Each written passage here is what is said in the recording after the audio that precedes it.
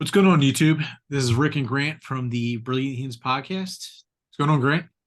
How are you? Crazy week throughout the world, I guess you could say, The world's a crazy place right now. which is actually going to, How was your Thanksgiving? Let's just start with that. yeah. Thanksgiving was great. I bought a 24-pound farm fresh turkey. It was probably killed on Friday, and I picked it up on a Tuesday. Okay. And I'll tell you what, more expensive than a typical store bought turkey. Well worth the money. It Okay. was. I mean, don't get me wrong. I brined it. I injected it the night before, but it was by far the juiciest and best tasting turkey I've ever Okay. That's great. had. Or that my daughter had the flu, Mm. so she just went back to work today, but she was sick pretty much since last Tuesday. So that's been going around a lot. There's This a Philly lot of area. different stuff going around. Actually a lot of different stuff going around. So, there's like three new, I think, COVID variants. There's the flu. There's RSV, which has been really nasty, even in adults, and it's a massive outbreak of that. There's apparently, I just read about candida, which is a fungus, which is usually only seen in people who are immune deficient, like usually Yeah, elderly people who have been in the hospital for a while, because it's most like a hospital-borne disease. There's a variant of it that's become almost like staph, where it's or MRSA, where it's medication resistant, really. and yeah, and it's making people really sick. And a lot of people don't even know how they're getting exposed to it, how they're getting it. Like there are people who are getting it and they're ending up hospitalized. Like it's pretty bad. And then there's another mystery virus that seems to be going around that is worse than pneumonia, and nobody can figure out what that is. Like they haven't been able to actually sequence it or anything yet. Like it's something new. And then I just read there's a scientist who's reporting that they are fearing there's a really bad strain of a bird flu going around that's killed millions of birds. But it looks like looking at the sequences of it, looks like it has the potential to jump to humans. Most people think that the Spanish flu originally began as a bird flu. Um, and it looks like the Spanish flu, from what they've been able to sequence of that, jumped to humans without going through very many mutations. It just was able to like do like this weird, almost one-to-one jump. And this virus looks like it has the potential to do that. But then the worry is, it looks like this virus has the potential um, to actually join with COVID, and they're calling it like the what are they? This guy's saying he's worried about something. He was calling it like the Corona flu or something weird. Like, and he was like, it looks like it has the potential to be as bad as like a 1918 outbreak. That it like, and again, he's just speculating, but he's saying just seeing some of the with all the stuff going around. So there was a lot of crazy stuff in terms of just diseases right now, which is pretty concerning going into another family oriented gathering kind of holiday. So there was a lot going on with that. So I'm definitely sorry to hear your daughter had the flu. However, at this point, just being the flu could be a good thing. Yeah. I mean, she Um, was. I mean, she was pretty much fine. I mean, we've had a lot of flu go around my work. I mean, we've had probably, I'd say, at least out of just the management team, probably maybe out of 10 people, at least three to four people have had it. uh, So, um, that's why I'm big, man. And I know you are too. Like big on just vitamins. yeah, yeah. Um, Drink a lot of chaga mushroom tea, exercise, just trying to There's a keep my lot immune of system water. up. A Yeah, lot of yeah. water, Water and yeah. I mean, yeah, just electrolytes, everything. mhm. Yeah. It's a scary time right now in terms of that. Um, And that kind of jumps into one of the topics we're going to talk about. And this might wind up being a two-part episode. well, do you want to talk about this first, or do you want to talk about the other part first? So just jump into the other part, and then we can make episode So two. so We there, can talk. there's two, this probably is going to end up being two shows because there's two major events happening, and they both happen. Well, there's a ton of major events happening, but there's two major events happening that are kind of focused in China. One is it's been all but, I'm not going to say it's been confirmed because it has not technically been confirmed, but it's been all but confirmed that COVID-19 was at the very least a lab leak, if not a lab creation, but a virus that leaked from a lab, probably the Wuhan, the WIV, which I think is the Wuhan Institute of Virology or something like that. So there's a growing body of evidence that points to that, and I would recommend anyone who watching this to. There's a very well researched and well documented and well followed up and very well written article in Vanity Fair in conjunction with Axios. I think it's Axios and they did a just exhaustive amount of groundwork and journalistic work, and it's really good. It's really good. So I recommend people read that. And then there's some other pieces that we can talk about.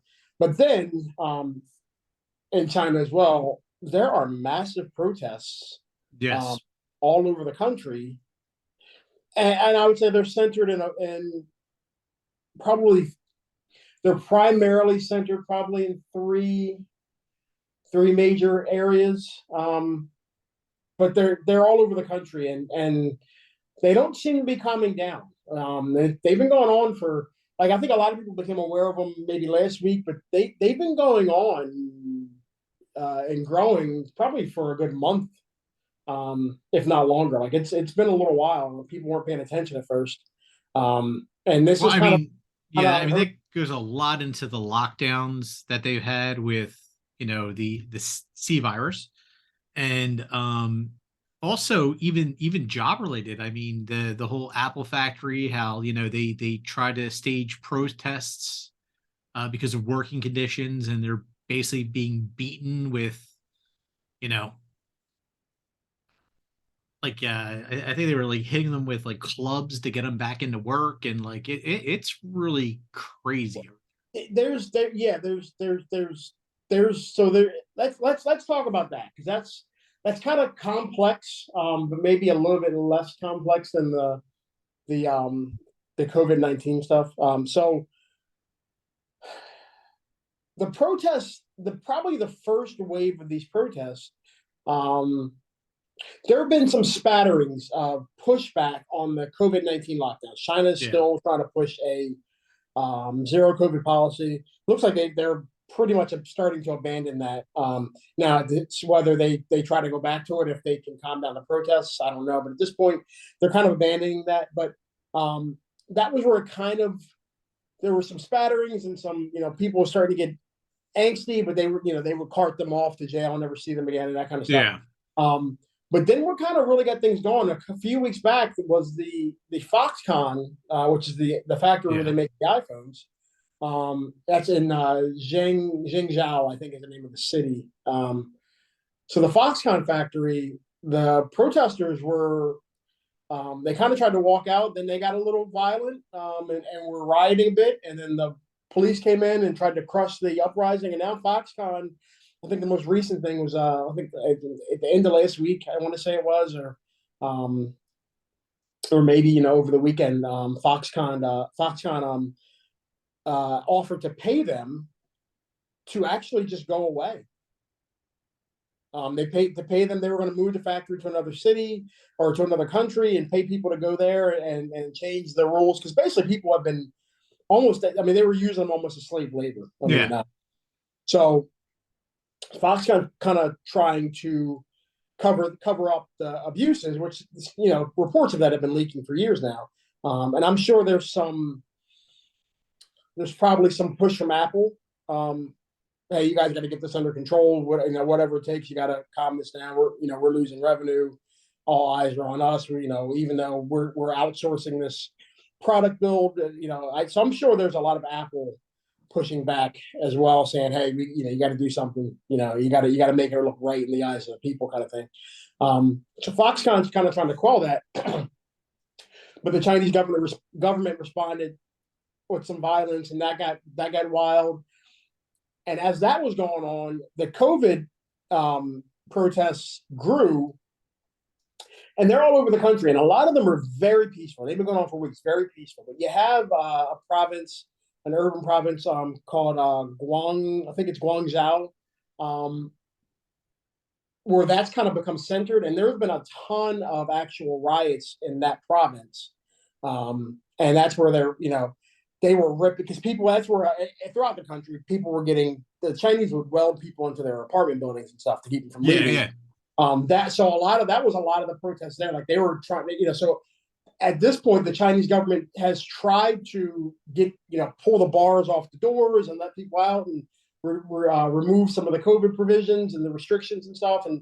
But they're still going on. And again, the majority of the protests have been peaceful by the people, and the government's kind of pushed back a little bit more violently. But in Guangzhou, especially there was a bunch of stories coming out yesterday showing these huge riots. Like that area has gotten very, they're throwing Molotov cocktails and bottles and stuff at the pool. Like it's getting pretty wild there, which is under this generally in China, but especially under the Xi Jinping regime. These kind of uprisings are all but unheard of. He's the most powerful leader China's had since Mao. He is every bit a dictator, and he's every bit a violent dictator. I mean, he will, they don't ever allow it to be shown, but he makes people disappear. So they couldn't find Jack Ma for like a year and a half, and he was re-educated. Is in Japan now. I don't know if you saw that, but he lost a ton of his money. Yeah, but in China, he kind of said he thought that he was wealthy enough to say pretty much whatever he wanted, and was quickly re-educated to show that he wasn't. Yeah. And going back to, like you said, about the apartment complexes, like I remember when they had the first shutdown and how they welded the doors shut on a lot of these apartment complexes, and they had videos of people trying to climb from like the 13th floor up to the 15th floor just to get food and wound up falling off and dying. Like it's pretty crazy insane. Yeah, and that hasn't really stopped. We just got less and less video about it, showing it. But that policy has remained in place. And then you had a third series of protests around Xinjiang. Xinjiang, I think it's where the Uyghur Muslims are being held. Yes.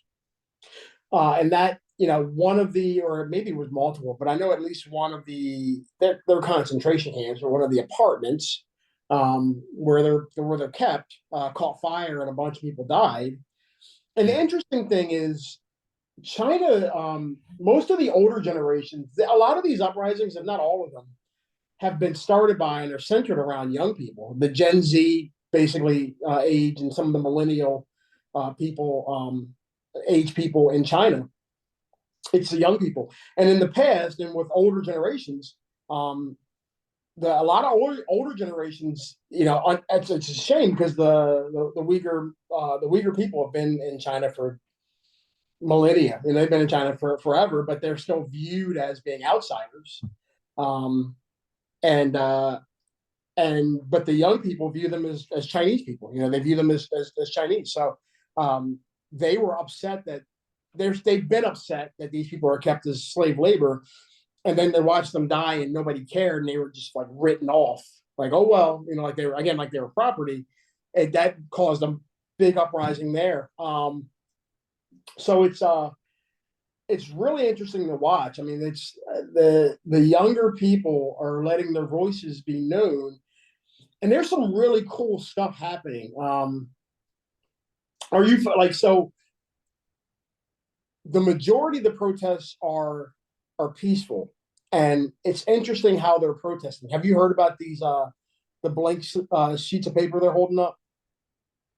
No.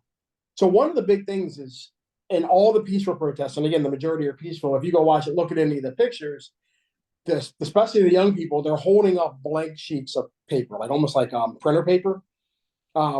So And that what people can put memes on them or something, or no, but honestly, I think for people in the West or anybody supporting them, I think they should get images and do meme writing over them yeah, to highlight. And honestly, maybe that's what they're trying to do, get people to do that, because what they're saying, and it's beautiful. Like it's very powerful in what it is. And again, there's a chance for to do some digital creativity and turn this into a very effective protest for the world to see. But what it is signifies to other Chinese people and for the world is the meaning of that is they have no rights. They're not allowed to speak. right, Right. So if they're getting arrested, so technically it's two things. Technically, you can be arrested for saying things that go against the China or the party, that kind right, of stuff. Right? If they don't say anything, the law doesn't really allow the government to, or even though the government can do whatever it wants because right. it's an area, but technically the law doesn't allow the government to arrest people if they don't say anything. So when people are getting arrested, they're getting arrested with their paper, they're saying, I was arrested for saying nothing. So basically, Ah, like, yeah, so it's like, look at my protest. I'm not allowed to speak. Here's my words, right? right, yeah, So it's beautiful. It's brilliant in its simplicity. And again, I hope people around the world start like adding words to these papers. But that's the thing, like what people who have been able to escape or who are in contact with people over there or even have leaked video, what they're saying is we're tired of, we want a voice, we want freedom of speech, we want a vote, we want freedom of movement, we want freedom of jobs. Like they are basically saying they want their freedom, they want they don't want any more of this COVID lockdown stuff. What they're asking for is they want to get out from under the shackles of the CCP and yeah. I mean, again, even if it's more like a Taiwanese or a South Korean government, I think that's more what they're looking for, something where they feel like they have a voice and they have rights and they have the ability to kind of live a life that they want to live. And it's we saw a mini uprising that in the late 80s where we get the Tiananmen Square incident, which has been erased Yep. by the Chinese government. The whole incident's been erased. They've tried to tell us that the tanks didn't run over the guy in the street. And I for some reason I know that's become like a Mandela effect thing. Yes. But whatever happened to the guy, they removed him from in front of those tanks, and the last thing you see in any video, if you can find a video of the incident, is the tank stopping. And it's like, I don't know about it. You know what I mean? Yeah. But I mean, and they've really done a good job of erasing most of the events that led up, like erasing the history of what led to Tiananmen. What's interesting about this is I got a buddy whose family is Chinese, and they fled. I mean, he's Chinese, he's of Chinese descent, but his family fled when Mao came to power. But they're actually from originally that Guangzhou area where a lot of these violent uprisings are. He still has before all this, there was still a contact over there, but he still has cousins and stuff over there. But he was a Marine. Very he's on he's a wounded veteran. He got wounded in I want to say Iraq. And he's very American, but he said, this is it really kind of makes him proud to see this happening. And he said, like, one of the things China's trying to say is the Chinese government is trying to spin this as a CIA operation. Right. And they're floating out all these false theories, and they're putting out they're actually putting out their own memes on Chinese social media. And you can like people have traced the origin of them. They trace it directly back to like known government agents and stuff. Where they're trying to say it's the Biden administration is trying to using the CIA and different agencies to kind of foment and grow these uprisings, and the young people are using their ability to manipulate technology and be like, nope, we can trace this back, so it's very clearly not a U.S. operation, which makes it even more amazing. This is an organic uprising, and I don't think anybody, like, we're seeing historical events transpire, and I don't think anybody saw this coming. So Especially after Hong Kong was allowed to. so People, that's I think where I people was kind thought. of going with this.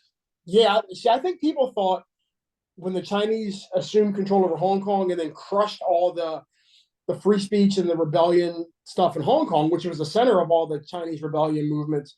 I think people thought like China was going dark at that point, like there was going to be no more freedom movement, and the opposites happened. Hong Kong went dark a few years back now, and looks like the push for freedom is kind of going viral around the country.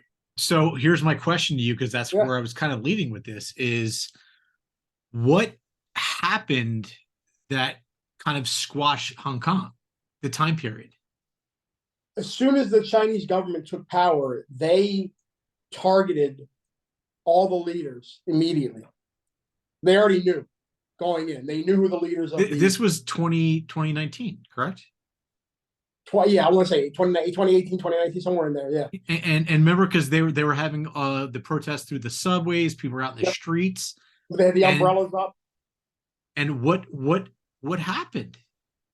COVID started also right around that time, and you had a lot of the shutdowns, and this goes back to, it was a perfect time. If that leak was true, that was a perfect time to allow that to escape, because then people would get sick.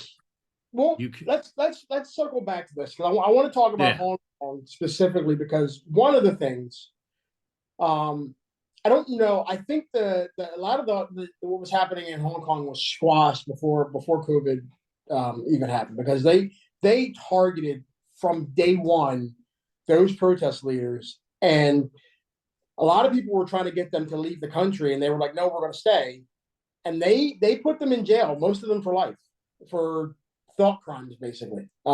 They made examples of them. So, and anybody surrounding them. Supporting them, anybody supporting them, surrounding them. So I want to say, I think a lot of that was squashed because the Chinese government came at those people so aggressively that I think a lot of people got scared, honestly. But I think the over-aggressive COVID measures actually ended up screwing them over and caused people to be like, you know what? The freedom fighters in Hong Kong were right. The government's not going to back down. They're not going to ease off. They're not going to give us our rights. We're not going to ever be free. We got to take it ourselves. Like, I think the COVID stuff kind of got people starting to be like, okay, I'm tired of this. And then you had each of these other incidents, and then when they saw people stand up, because again, Foxconn is a corporation, but the Chinese government runs it. Like, so when people stood up at that factory and were like, I'd rather die than continue to work in these conditions, I think that was like, and then when people started again pushing back on COVID, and then that kind of blew up, I think people were just like, yeah, we're done. We're not doing this anymore. I think, but it took a spark. It took somebody going, I'm not doing this anymore. I'm not living like this anymore. So I don't know how much of it was, I don't know how much of it was them. I don't know how much of it was the COVID initial outbreak as opposed to the Chinese government crackdown. And then, interesting, I'm going to forget the guy's name. Is it Zhang Zemin? Something like that. A gentleman who was the Chinese premier or president, or whatever. I think it's president. Way back when, 90s. Okay. I think it was before Hu Jintao. I think it was the guy before. He just died. He's 96 years old. He just died. I think today, or either early this morning or last night. But he was when the Chinese government really moved away from hard communism and Soviet-style communism and moved into more of this communist blend with communist and socialist ideology, but with allowing a lot of the tenets of capitalism to come in, like when they really started growing their economy and it started blowing up. He was the president at that time. He was responsible for that and allowing the country to open up more to the West. and people saw him as a progressive and a reformer. And a lot of the people loved him, even though he was still a communist. People were like, "Okay, he's moving us in the right direction." Right. And then Hu Jintao kind of stopped that, and then Xi moved them back towards a Mao side. Yeah. So with him dying, that could spark even more protests because it's almost like a symbol, like this guy who was moving us more toward a Western style country. Now he died. Like it's so there's a lot happening in China that could really, really blow up. It could really. So, what's your up. friend's perspective? I mean, does he think that this could really spark change in the country, or does he think that they'll be able to squash it again? He does, because he's thinking like, if they were going to squash it, they would have squashed it already. Yeah, they really haven't been able to. And the fact is, though the Western media has done a good job, has almost done a disservice. That's actually one of the things he's frustrated with. He's like, the Western media likes flash and pomp and circumstance kind of stuff and fanfare, right? So they've shown all these violent protests, and he's like, the violent protests are really only like 1 or 2% of the protests. There's a nationwide almost bunch of peaceful protests, again, with these blank sheets of paper and this kind of stuff that's not being shown. And it's people who, even though they're being peaceful, they're pretty much saying, we're not going back. Like, we're not doing this anymore. Like, which in a lot of ways is more powerful. And he's like, if they showed that and showed the resolve of people even more than the violence, they probably would even garner even more support from the West. But in some ways, it'll be more powerful than showing these, because these violent uprisings are they're going to crack down on them hard at some point. Yeah. They're going to go away. But the peaceful ones are probably not. And if the West focused on them, if China cracks down on them and they're not doing anything violent, right, it looks way worse on a country that's already seeing its economy start to crater. That's already seeing, it's seeing people. And if that, because Western media, as much as they try to control it, just like in Russia, from getting in, the people still see what's happening in the rest of the world. So if the Western news organizations were covering those protests, that will be more powerful. Yeah. So he would like to see that. And I tend to agree. Like, I'd like to see that too. Like, that's, it's kind of the same thing. Like, it's not even to get into U.S. politics, but there's a similar through line. And I always point this out, whether you go talk about the George Floyd protests or Freddie Gray in Baltimore was a big one I always like to point out. There's been a bunch. But there were, like, Baltimore, when the riots in Baltimore happened, what was that, 2014, something like that? Yeah. 2015. Because my sister lives outside of Baltimore, and I at that point I was driving down that way for a lot for my job. No, I think this was actually, I want to say like 2016, 2017. I forget what Freddie Gray was, but it was closer to modern to now. But I remember there were peaceful protests and all over the city for weeks, for 3 to 3. I want to say somewhere like 3 to 6 weeks, like 4 or 5 weeks straight. Every day there were people on corners peacefully protesting, asking for police reform, writing their representatives, calling the representatives, that kind of stuff. And the media never covered. I think there was one CNN coverage of it right after Freddie Gray died in police custody, mysteriously. There was I think CNN went to the city like that week after and saw and showed the peaceful protests, and then said something like, what, you never know, these things could spark up any day now. And it was weeks later. And then it was a bunch of kids. There was they ran into a Walgreens. This is what sparked it. Yeah. And started stealing stuff and breaking stuff. But it was a bunch of high school kids leaving their school and they had nothing to do with it. But they were but they started screaming Freddie Gray as they did it. But they were just being assholes, and then people joined in, and then it sparked and spread, and they were burning buildings and all kinds of stuff.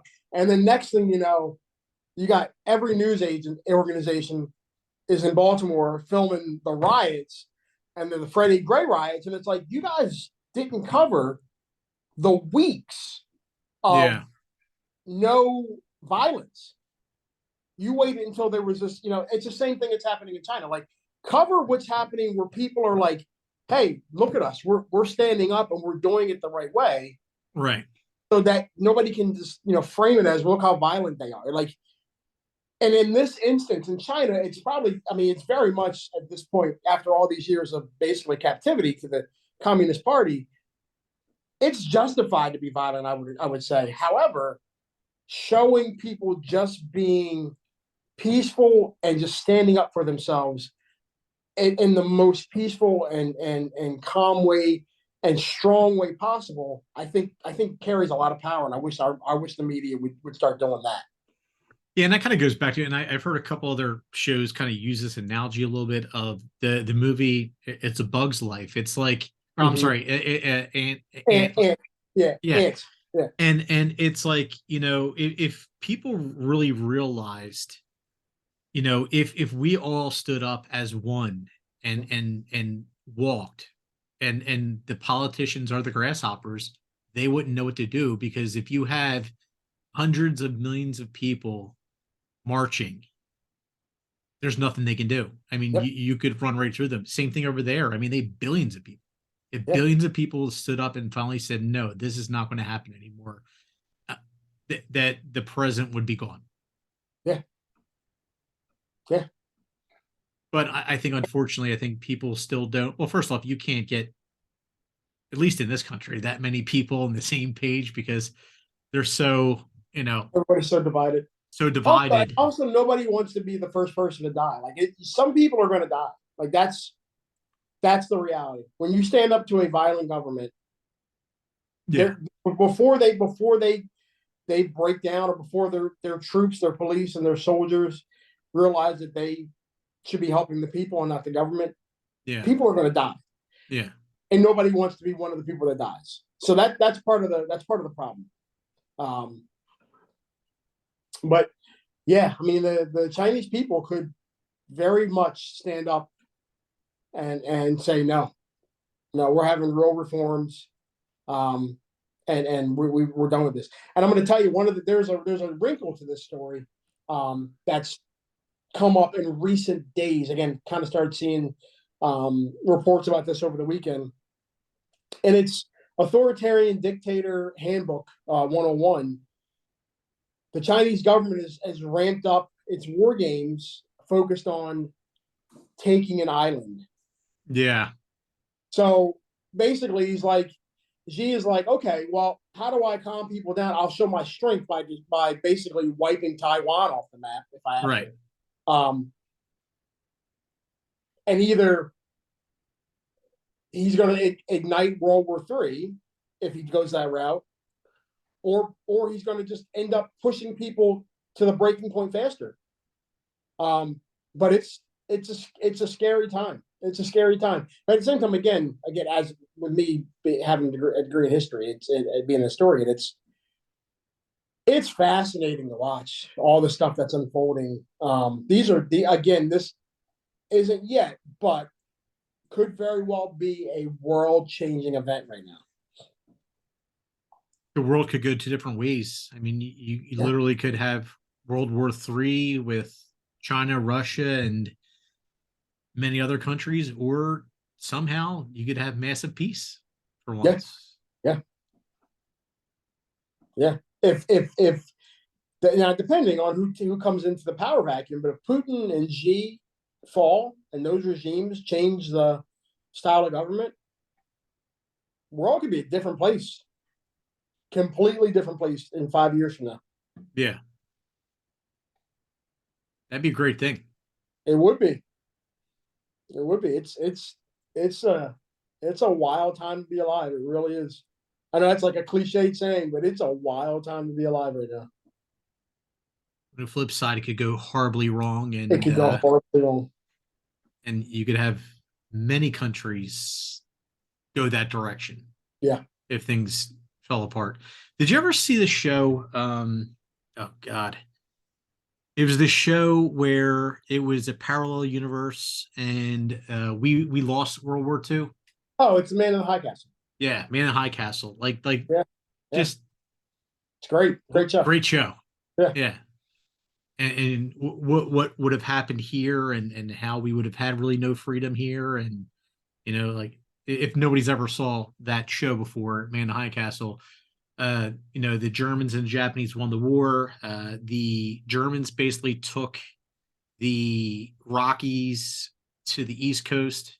Japan took the other side of the Rockies to California, and they well, pretty much roughly. And then there was like a free zone sort yeah, of there was in like a no between. man. They called it no man's land, kind of in the middle. So they Right. didn't have total control of the entire country, where they was a clean split. But it The was the bulk of I'm it. sorry, They had it. Yeah. yeah, the bulk of it. Yeah, yeah, And just how the world would have been different.